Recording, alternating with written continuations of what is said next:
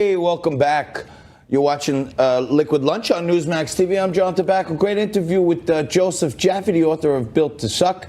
And just half past the top of the hour, high noon Eastern here in New York. Coming to you live, as always, Monday to Friday, noon to 1 from the Question Tequila Studios. And as we speak, just half past high noon Eastern, Dow Jones still down about 90, coming off its lows of the day, and Bitcoin still raging on fire. And Overstock.com, as I mentioned earlier, is on fire today, and there may be some shorts getting squeezed out of the picture on that one. So keep your eye on that, up about 10% on the day.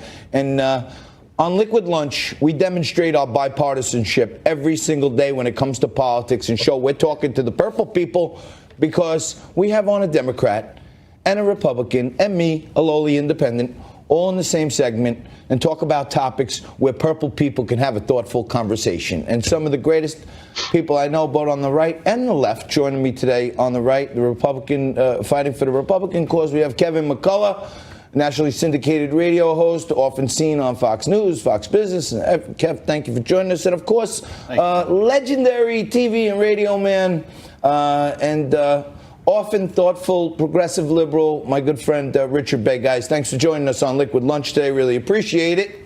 And I want to get right into it. I'm going to throw the topic out there. I'm going to sit back and have a drink. You guys hash it out.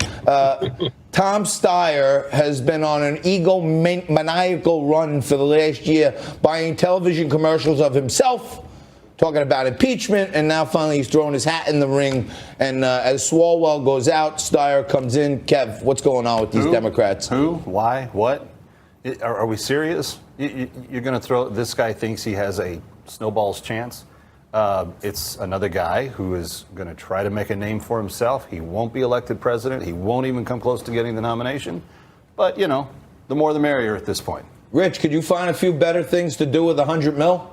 Yeah, of course. But I think what he said is sort of what many people were saying about Donald Trump in 2016 when he entered the primaries. Although I have to agree, Tom Steyer is Joe Sestek times a billion.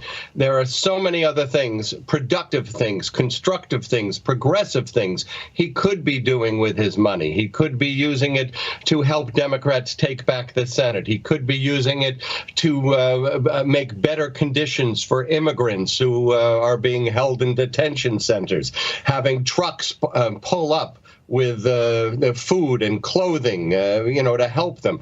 There are 100 other things he could be doing with his money, and I rarely do agree with my counterpart Kevin here, but I agree. Let's ring the bell. That's one for the purple people. We have a Republican and a Democrat on national television agreeing on something that Tom Steyer is. The guy's not relevant. I mean, he's like Alyssa Milano. This is like a flash in the pan. She wasn't relevant since she was on The Sopranos. But more importantly, we're talking a lot about the flag being desecrated, and now you got all these presidential candidates jumping in. You got Colin Kaepernick is running the Nike at this point. But the big news today is this Epstein indictment.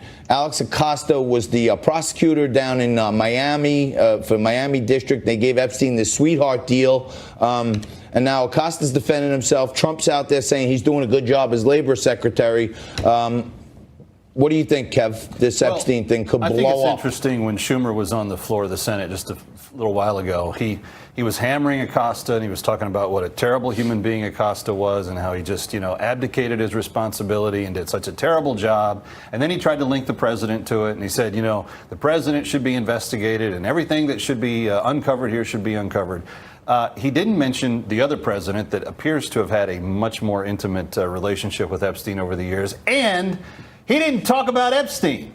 He talked about everybody else under the sun and all the wrong that they did. But this guy is a child molester, and if he's guilty of what he's being accused of, he should fry. But at the end of the day, why don't we do the punishment to the people that actually do the wrong? If the other people are uncovered or unmasked in this, then let justice be blind and let everybody suffer the consequences. Rich, they throw away the key on this guy.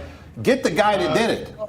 On Epstein, well, one thing that's being ignored is that the deal that Costa made was found to be an illegal deal because the victims were not notified, and there was a conscious and malicious effort, actually, to keep the victims from understanding what was happening in their cases. So he doesn't come across, very well in this, and he has, I think, a serious problem.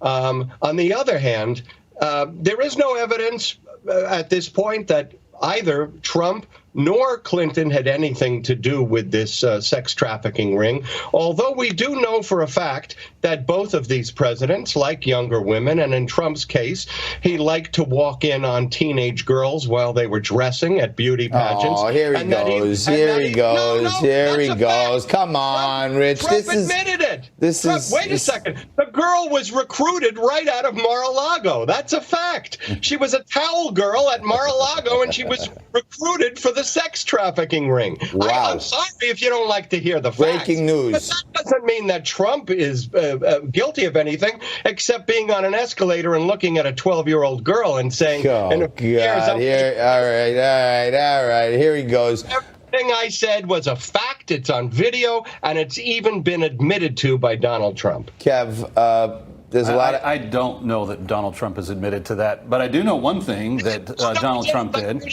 Folks, go and check it out. Do a search. I am aware that when Epstein was charged with sexually assaulting a person at Mar-a-Lago, that Mar-a-Lago discontinued his membership. So. No, we do not know that for a fact. There was a lawyer who said that, and when pressed on it, he said, I heard it somewhere. There is no substantiation for that particular allegation. More substantiation than the 12-year-old that you claim the president visually fondled.